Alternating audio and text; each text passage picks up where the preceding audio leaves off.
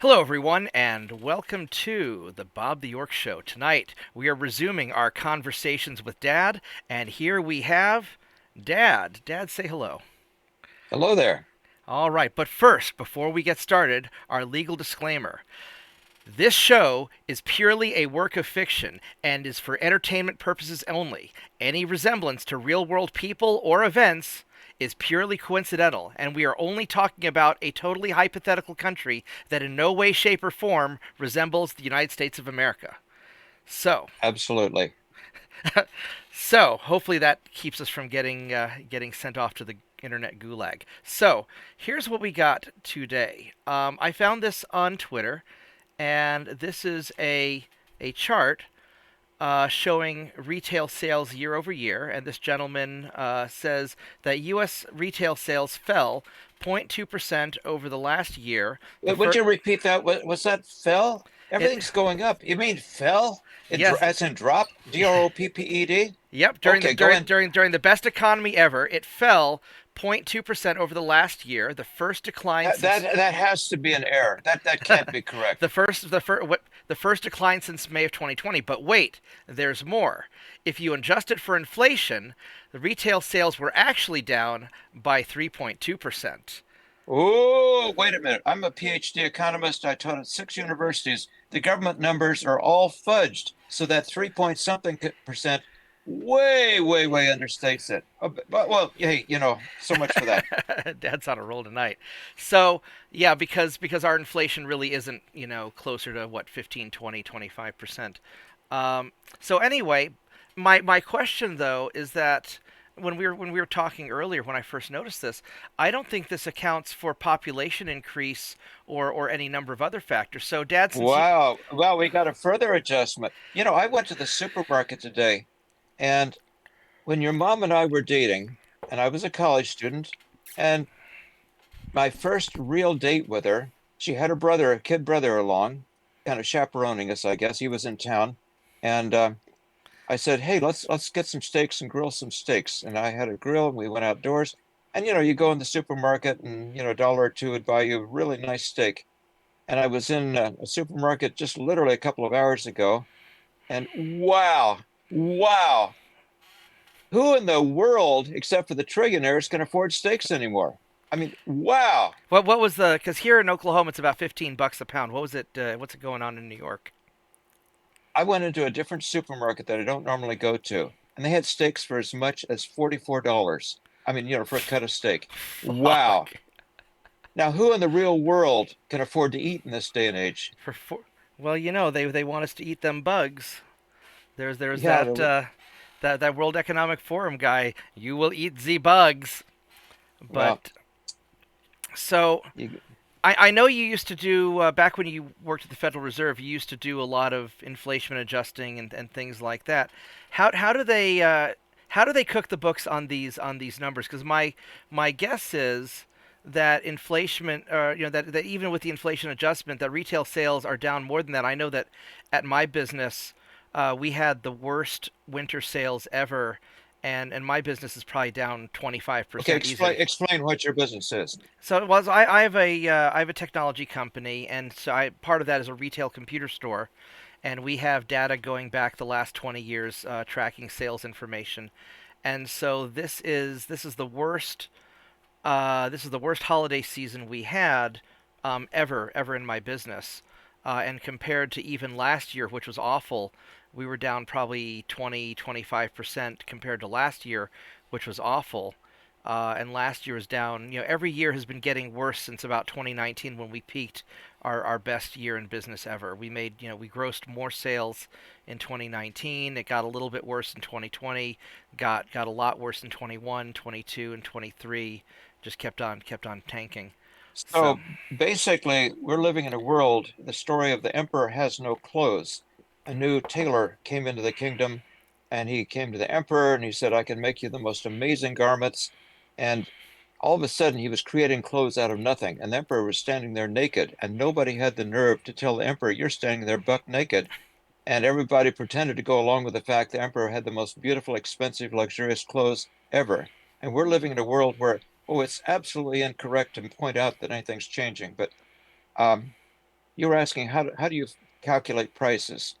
And what you should do, economic textbook wise, or what you teach at the university level, is you take a quote market basket of typical goods that the typical U.S. family buys. And you've got a certain amount for transportation, a certain amount for housing, all the different components. And the way you cook the books is you say, hey, electronic goods, in some cases, the price of a TV set or this, that has gone down. Let's weight those more heavily. And nobody eats meat anymore. Let's just take the price of some non-meat food items and they tinker it around so it's not a typical market basket. For the ordinary layperson, what you do is take something that you remember what it used to cost, like a bottle of Coca-Cola. Now I'm old. I was born in 1942. And I recall as a kid, having a mechanical machine. It wasn't quite as fancy as electronic dispensing machines now, but you drop 10 cents, a thin dime, into a machine, pull a lever. It wasn't push a button, it was turn a mechanical lever, and a bottle of Coca-Cola would come out. Now that was 10 cents. But immediately prior to that, a Coca-Cola was 5 cents. When I went away to summer camp in the Boy Scout camp, they still had Coca-Cola machines for 5 cents. Now, what's the price of a Coca-Cola now? You got a standard product. It's changed a little bit. The bottles are maybe plastic. The volume's changed a little bit. Find me a bottle of Coca-Cola for 5 or 10 cents It's probably about $1.50, I think. where you are. Yeah. And I'm in New York City, and anywhere from $2 to $3, to buy it at a convenience type location. So the government can only force people to pay so much in taxes. And the way they come up with extra money that they spend that they don't have is they just inflate the currency. They just keep issuing and issuing and issuing currency. And people say, oh, those awful, terrible, mean, nasty retailers keep raising prices. It doesn't occur to them the government just creates more and more token money. Well, Anyway, that takes care of that. I know that in 2019, the average cost of a repair project at my retail store was about $115. And, recently, as of last year, the average cost was about $200. And it's going to be higher this year. We used to cap our labor for retail projects at $250. So that no matter how long we worked on your project, if you're just some nice old lady who we spent 3 months recovering your data, it was never going to be more than $250. Or if you're some college student or whatever, it was, we'd cap the labor because beyond a certain point, it's not worth fixing your computer. And this year we finally, and we'd had the $250 labor cap for almost 25 years. And then this year we finally had to raise the labor cap to 350, just because some of the projects we're doing, rebuilding a system and adding all the glowy fans and data recovery and all these things get so time consuming that it's just awful. And I know that a lot of my prices are up. Well, there's a laptop screen used to be you could get a laptop screen for $75. Some of the gaming ones a little bit more expensive. We sold a laptop screen. We quoted one out the other day for $250. Or some of these touch screens, some of these touchscreen assemblies that used to be $150, $200. Now they're like $600. You try replacing a screen on a Mac, and that's just in the computer repair industry where prices are artificially lower because all this stuff's made in Asia. And then for a lot of domestic goods, food. Uh, I was talking the other night that when I was making fun of that idiot senator who was saying it's un-American to compare food prices in Russia when Tucker did it.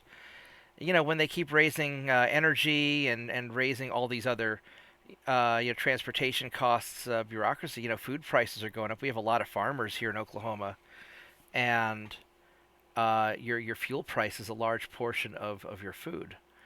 But so there's a lot of other factors at play as well, I think. So why is the inflation suddenly hitting now? Because we've been printing dollars, as a country for ever since we got off the gold standard, what, in the 70s or 60s? Well, first of all, there's a lagged effect. And second of all, the morality in the country's changed considerably. Up until about 1960, you had a mostly Western European population living in America, and they, had pretty much common values, and they were church going, depending, which religion. And since the 1960s, all of a sudden, of the young babies being born, most of them are not of Western European background. So the whole population has changed. The culture has changed. It's a different world in America now. And to a certain extent, the ethics has changed. You used to be able to make handshake agreements with somebody. You pay me this, I'll do this, mow your lawn or whatever the deal was. People wouldn't cut corners. These ethics, you're looking at the top government officials and all the corruption and things happening. What is the approval rate of Congress now? 18% or Yeah, something? I 18? I don't think it's ever been above 25% in my lifetime, but it's I think that in recent years the approval rating of Congress finally fell lower than the approval rating of tobacco executives. Wow. Okay. Don't And quote me on that, but I'm pretty sure it's about the same. if I've never seen it done, but people joke about pouring sand or some substance into a gas tank of a car. If you didn't like somebody, you just add something that'll cause friction in all the internal components of the engine. And as government gets bigger and bigger and bigger, and they say, oh, there's this little tiny bird or little tiny bug somewhere, and we've got to do studies for months, if not years or whatever, it might harmfully impact this creature. The more regulations they can bring in, it slows things down and a little bit more, a little bit more, a little bit more. When I was a kid, high school graduate could get out, make a living, good enough to marry, put money down, buy a house, have a couple of cars, maybe not a luxurious lifestyle, but you could live a life and you could have a couple of kids. Now these kids are graduating college and they can't even find jobs. I know any number of kids, they're just living in their mom's basement or living in their home bedroom. They can't find jobs in this economy. Or they're working at literally minimum wage at service jobs at Starbucks or retail sales in a store at minimum wage. One of my friends from Tulsa, who I've been letting stay at my house so she could find a better job. She and her boyfriend are wanting to move to Norman. She landed this job, $15 an hour cleaning houses, but they keep not scheduling her. She was supposed to be a full-time 40-hour a week job, and they keep cutting her back and cutting her back because they need to keep, I guess, give all the employees a little bit of work. And she says that a lot of these clients keep canceling, and so she's only really working part-time, and she started looking for a second job. And I keep hearing on the internet that $15 an hour is supposed to be a living wage, but if you don't get enough hours, it doesn't really matter. Well, the And problem with two or three jobs, these are all part-time jobs that the employers whim, and you can't necessarily schedule, somebody will move your schedule around. You got to work these hours or those hours, and that second or third job just doesn't work out, trying to mesh it with these other jobs. And it used to be people would work regular jobs. You watch some of these old movies, the guy had worked for a railroad for 30 or 40 years, and they give him a gold watch and it was engraved and thanks for working here. These jobs where you work for decades don't exist anymore. And it used to be that regular jobs had, like a retirement plan and health benefits, and almost everything's going to part-time work where they don't have to give you health benefits or much of any benefit, except for some government workers. And of course, they do well regardless. And that begs the question, what does government really do for us? You want to fill a few hot potholes in the roads and put up some infrastructure. Um, but bottom line is, and you want some safety, fire department, police department, but government gets bigger and bigger and bigger and bigger. You want to make a small renovation or change in your house, you've got all sorts of hoops to jump through that you've got to meet all the, okay, there's a reason behind it. But when I was growing up in a small rural town in Kansas, my best buddy in high school had a family that had moved from post-war Germany, hardworking uh, German people, and they built their house from scratch by themselves, using their, just putting it up, and it was a good house. Um, we're living in a different world, and the more sand you can pull and pour in the gas tank, it just well, I grinds the got gears and makes it harder and harder. I was in that lawsuit with the city for years because I, God forbid, fixed my own roof. And they didn't like that I had a European engineer file the building permit in metric, and so they just, I spent more money fighting the city than I did fixing the roof, all because they got mad that I filed the building permit in metric, even though the International Building Code is written in metric, and I know because I was an architecture student. Uh, here's a question for you, Dad. Speaking of bureaucracy, because they always say that you need the government to do these things. When was the Department of Transportation founded? Did they have the Department of Transportation when you were a kid? I don't think I had hardly any of these Did, departments. I did don't think there was a Department of Education or Well, I know Transportation. I know there wasn't a Department of Education, and I know you somehow managed to go to school and become one of the most educated people I know, even though you were because it was Jimmy Carter that did the Department of Education, right? I, I don't. These things just kept creeping in. I don't Okay, recall when all of them but started. they had roads when you were a kid also, and I don't think they had a Department of Some Transportation of back then. some of them were Eisenhower after World War II. General Eisenhower, who became president, realized that the autobahns in Germany, those wonderful highways the Germans used to transport and conduct warfare and so forth, he came in and put it in our interstate highway system. And I recall the highway. There was a highway in Kansas going from Topeka down to Wichita, and I think the speed limit was like 80 miles an hour, and they put slow winding curves into it just because people wouldn't fall asleep and people could go, beautiful wide roads, and then the whole country's gone downhill from there. So the Department of Transportation, according to Google, was founded in April 1st, 1967, and Ike was president in the 50s, right? Right after World War II, you had Truman, and I think Ike was the next Yeah, president, 19. So they didn't have a Department of Transportation during Eisenhower's 53 to 61. Yet somehow we have all these highways, and they which didn't. are falling apart now. Well, they're falling Yeah, apart now because they've nobody's been maintained them in what 40 years probably. well, they're paying all this money in social services now. And the political parties want to buy votes, and basically you give money to people. You wouldn't want to buy infrastructure. You wouldn't want to fix potholes or build new bridges. Just let the old ones kind of crumble and occasionally fall down. Now, I'm living in New York City, and you look at these bridges that were put together with rivets. Now, who the heck builds a bridge with rivets anymore? These bridges are old, OLD, old. The tunnels, coming in and out of New York City, these things are desperately needing repair. In the meantime, we're in the wintertime, it's cold weather, and they're closing down schools in New York City and having the kids learn at home, which isn't much learning, so they can house all the illegals in the schools. And of course, we absolutely need these illegals. I'm on Social Security, and most of these illegals get more money, if I understand it correctly. They get as much or more than I get from Social Security, having paid into it for years. But we wouldn't want to chase these people out of the country because, after all, there's something like 20 or 30 people in the world for every American.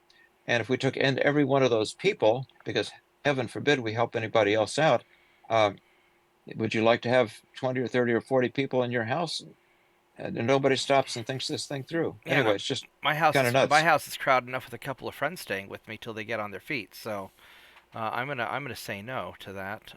How many people do you know that are really, really doing well in this world right now? Like no, personally, five. I've got a Out of couple out of a lot of out of people. a lot Yeah. of people. Yeah, I mean, because there's I've got some friends that are doing well. I won't mention their names, but people that I interact with on a regular basis. That is, I But know. there are a lot of people that are underemployed and unemployed. And the job prospects are very, very minimal at this point. Well, And it used to be you could apply for a job and you get one. Now you're like one of 1,000 or 10,000 resumes with a computer looking through it that you can't hardly, even get to the top of the heap. we've had like five people since Christmas come in asking for jobs, and I don't have enough work for them, and I don't want to screw them around and say, yeah, I'll give you some work, and then have them work 1 day a week part time. That's not fair to them. Well, your Um, business has been basically shrinking.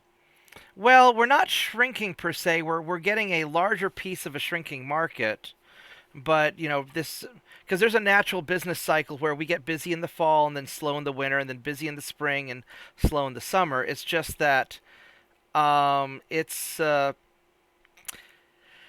It's definitely gotten to where I'm having to work harder to earn the same amount of money. I've been taking projects home at night just to help the guys out because I can't. We're one tech short at the office, and we don't really have the money to pay, to hire another tech because the guys need to get paid more. So I'd rather pay them more money and then I help with the work myself rather than hire another tech and then everybody get paid less. And I So don't. basically, we're back to where this is the best economy ever, right? Yeah, Isn't that yeah, what yeah. they It's, keep it's, telling it's, us? it's the best economy ever. As a certain. And it's been going downhill ever since. I lived a good life through the 1950s, 60s, maybe even to the 70s. It kind of went down 80s. When I got out of college, with my PhD, I could write my own ticket for jobs. And then it just got worse and worse and worse, and started my own business and kind of did my own thing. Um, but life is tough. I've In got. fact, Oh, keep going. Then I'll ask you Tucker, two questions. well, Tucker Carlson was talking about, we think of Russia as a lousy country, a third world and this and that. And he was over there and said, Moscow, you know, you got, you know, certainly in the many major cities, they're clean. I'm in New York City. I can go half a block and I've got homeless people living on Well, Broadway. We're talking about Broadway in New York City. I could go out and we could find some homeless people without any trouble at all. And I mean, it's a shame, but they've got piles and piles of what you and I would just call trash.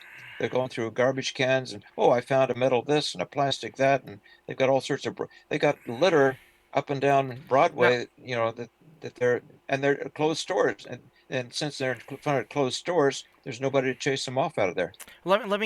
let me add a little bit of nuance to the Tucker thing. And I talked about this a little bit in other videos. The nicest parts of Moscow are very very nice.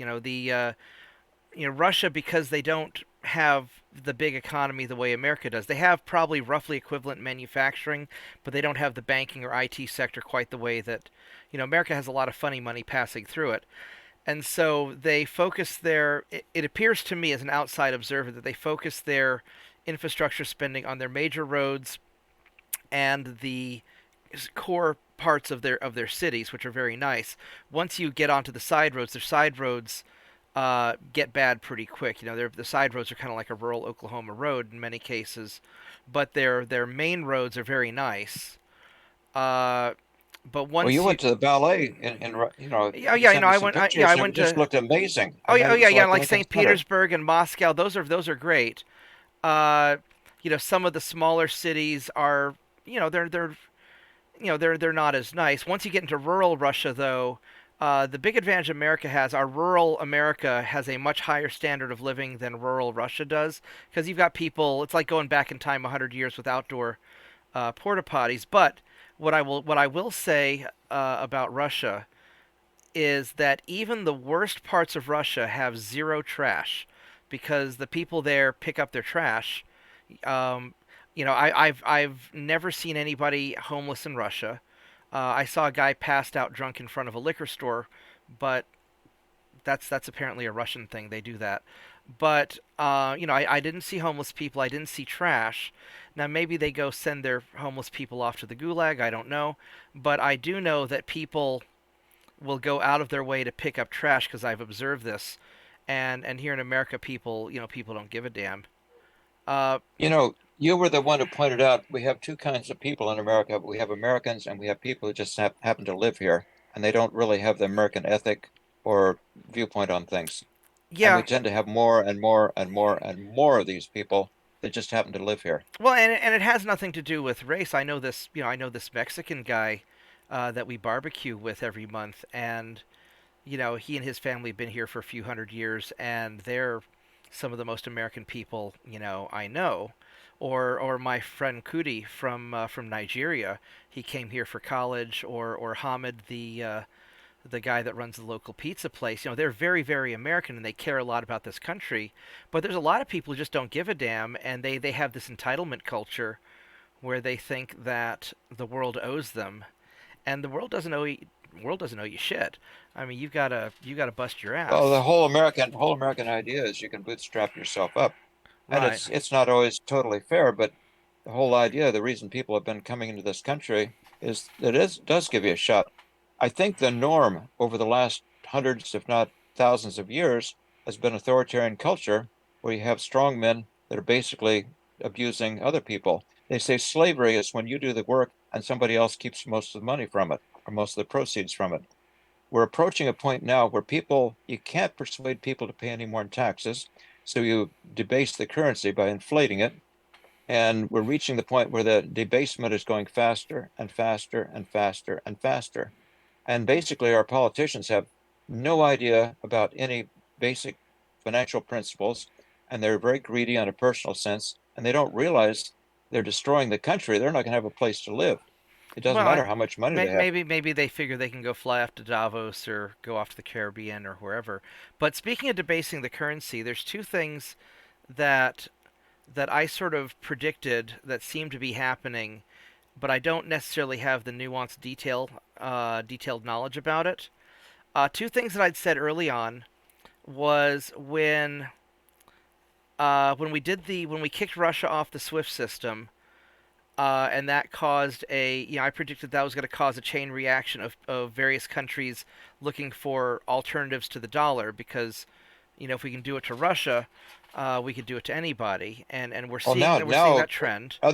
other countries are dumping U.S. Yeah, Treasury bonds. and then the other thing was when there was a meeting a while back between Biden and the King or Prince of Saudi Arabia. I don't know his exact title, where basically they don't get along at all, and Saudi bailed. They're still doing business in the U.S. dollars, but for years OPEC would. We would help Saudi because Saudi would make sure that OPEC only did business in U.S. dollars to prop up our currency, and then we'd prop them up militarily. That's why we have all these Middle Eastern wars.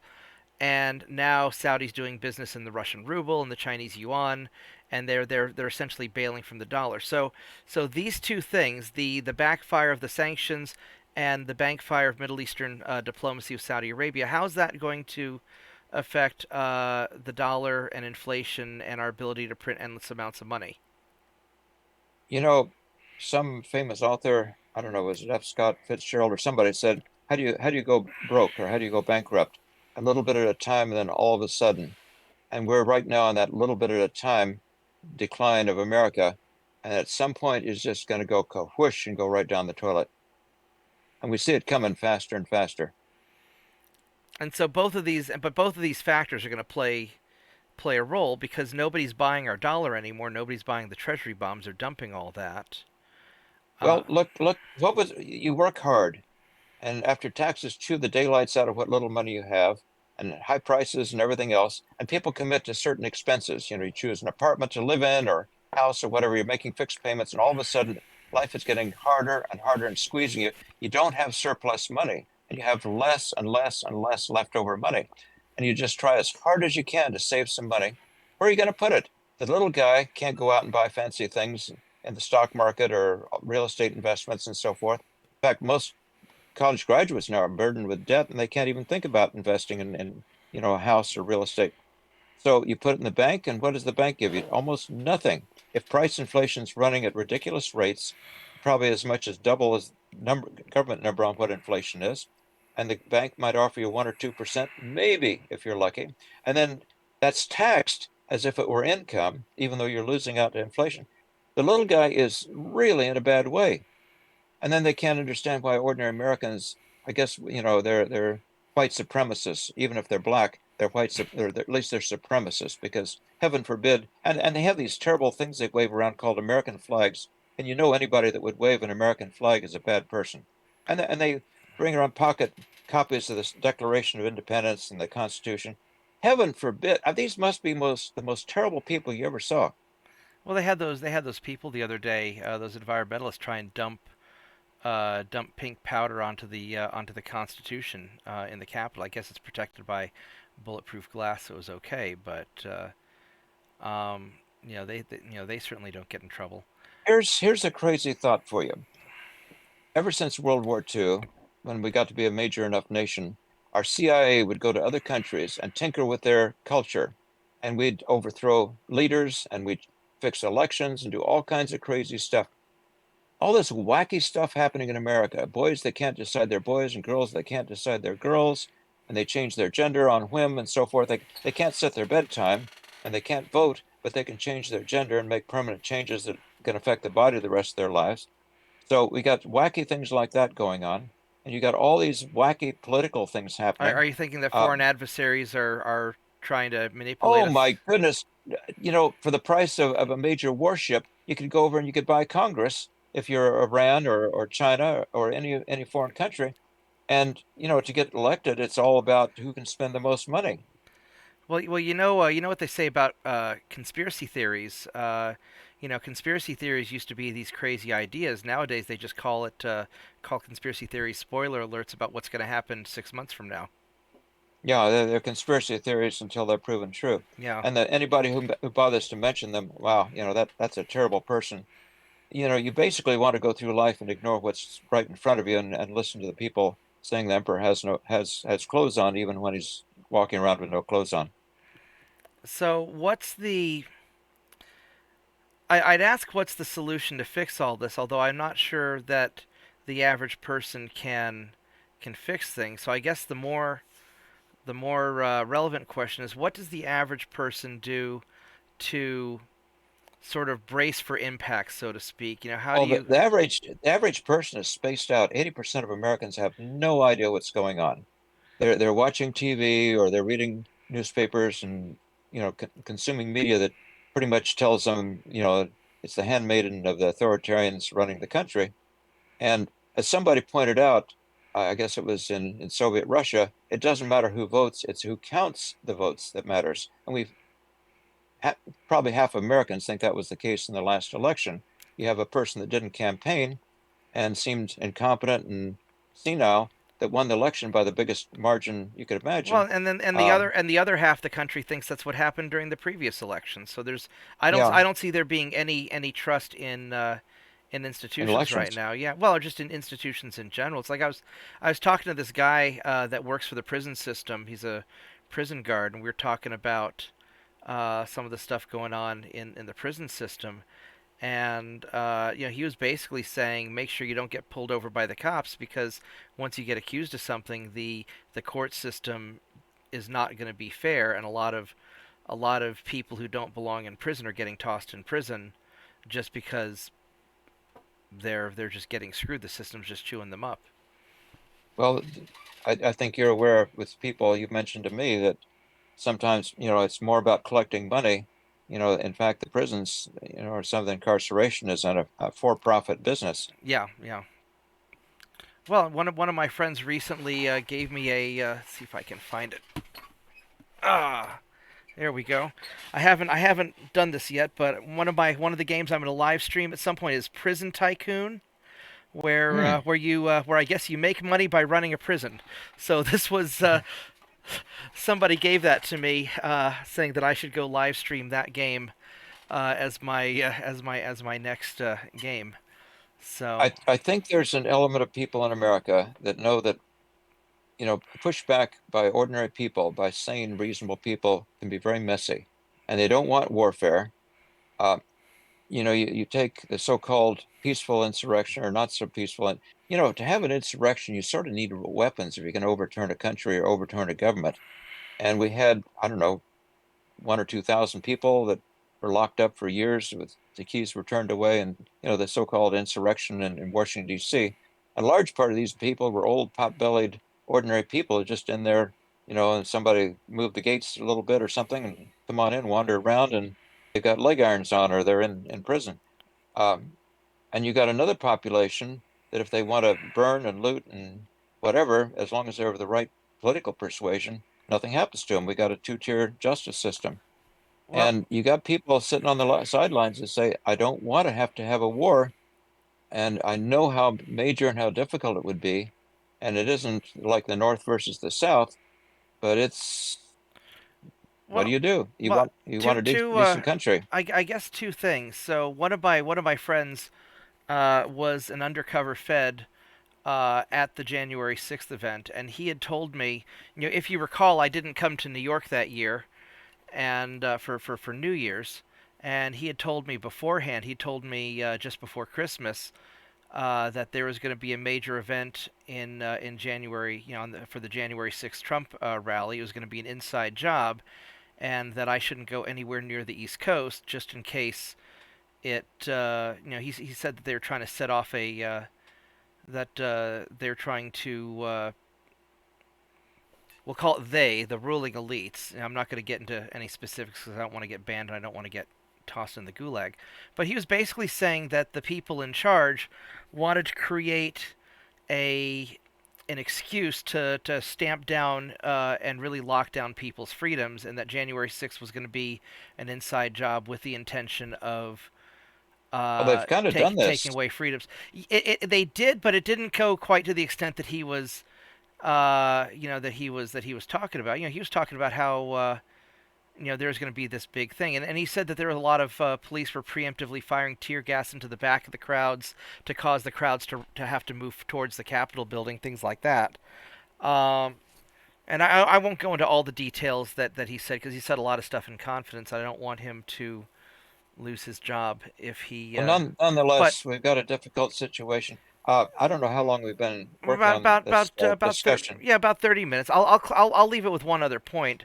If we ever, I think the reason that I see America as really two groups of people. You've got like the normal people who are Americans who believe in American values. Maybe we don't agree on politics. You've got Democrats and Republicans, liberals and conservatives, but they're all part of that traditional American group. And then you've got like the crazies and the losers and all the people who just hang out here and take advantage of the system or cause trouble.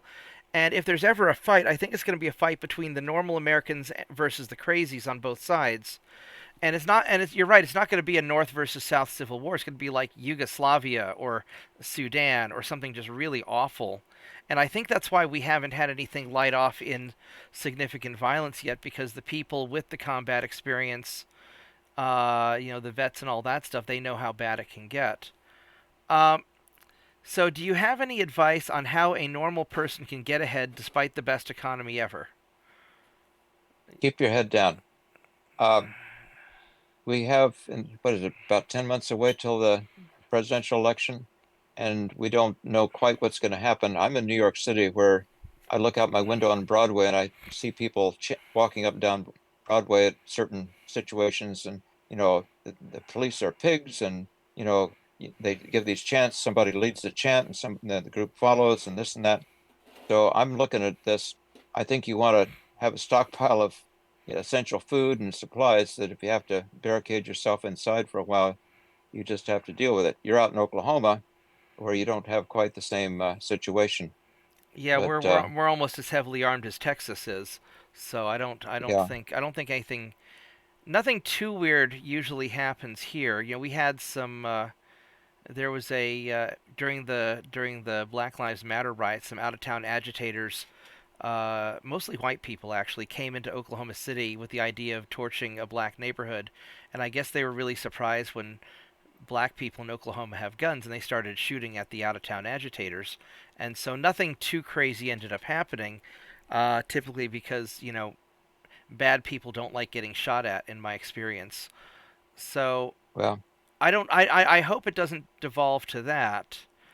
Uh, Now, one of the things, I remember conversations a few years ago. We thought that the money was going to become worthless a lot faster than it really is. What's propping up the economy and keeping the dollar from devaluing as fast as we had originally predicted? have you ever, I don't, we used to have some farmhouses outside of town in Kansas, that they were kind of old abandoned farmhouses, and you have to be careful walking through, but you might put your foot through the floorboards. It looked like a house. Maybe it was kind of unpainted from the outside, and the paint was all peeling. And if you went in, it was dusty and smelly and so forth. But you had to watch out that your foot wouldn't go through the floorboards. And I think we're in a situation where at any moment, your foot could go through the floorboards and the whole economy could just go kaputs. My So instead of being a steady decline, your thing is to kind of futz along and then just thump. kaboom. Yeah. My parents talked a lot about the Great Depression in the 1930s, and my mother would explain how, she and her friends, if they were going somewhere by car, and maybe it's 20, 30, 40 miles, and everybody would chip in to pay for the gas. we're not quite to the point where people have to share cars. She was a school teacher before she got married, and she was living in somebody's home, a room in somebody's home. People used to double up in homes, double and triple in people's homes. We're not to that point, but the 1930s were really, really tough, and it could go back to that kind of situation.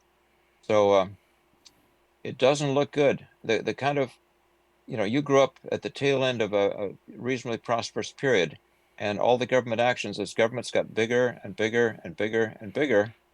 And if you figure that the number of people that are dependent on government at this point in time, it's not a good situation. And the government provides very little in terms of real, benefit for society. Some basic infrastructure, police department, fire department, national army to protect from outside interference. But for governments, it's as much as 30, 40, 50% of our economy, or 60%. By the time you've got all the people propped up on welfare and this and that, you got less and less people pulling the wagon and more people riding on the wagon. And at some point, the wagon's going to go loose and roll down the hill. Or at some point, the people pulling the wagon just throw up their hands and say, "Fuck this." Yep.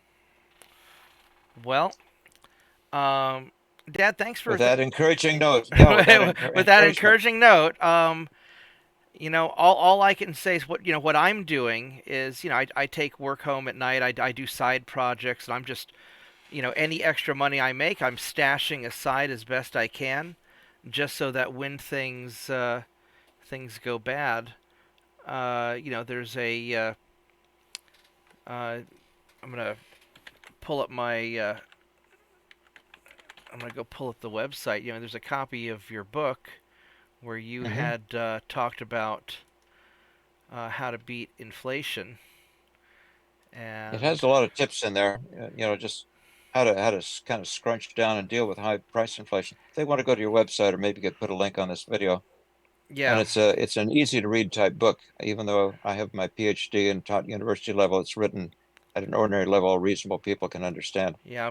I'll go switch the screen over that. So if you go to bobtheorc.com and just click on books, how to beat inflation, and it's free to download. And this is a revised version. You'd written the original version when I was a kid, if I recall. Hmm. And there's an inflation chart, that you'd drawn up. I ended up colorizing it, but how $100 loses value over time. And uh, based on that chart, it doesn't take a lot of inflation for money to very quickly become worthless. And And you could take whatever the government tells you the inflation rate is, and double or out of triple it. convenience, probably double or triple it. So, well, Dad, No, just that inflation chart alone would be worth taking a look at the book, and it's basically free. yeah. Well, thanks, Dad, for. I know you've been pretty busy lately with the Boy Scouts and all that, but I appreciate you coming on and talking with me and recording this with me. That's And a lot of fun. well, And in maybe my old age, I enjoy being a volunteer scout leader. Used to be called Boy Scouts, now they have girls, so it's Scouts BSA. maybe we'll do this more regularly. So I'm going to close out with our disclaimer again, just as a friendly reminder to everybody. This show is purely a work of fiction and is only for entertainment purposes. Any resemblance to real world people or events is purely coincidental. And we're So, talking about a fictional country that yeah, doesn't exist right, anywhere. that's right. There are absolutely no political dissidents in the United States, and nobody has been locked in the DC gulag, and inflation is purely a myth. The US dollar is strong. Ukraine's winning the war against Russia, and there's no problem on the southern border. And with that, I bid everyone a good night. Good night.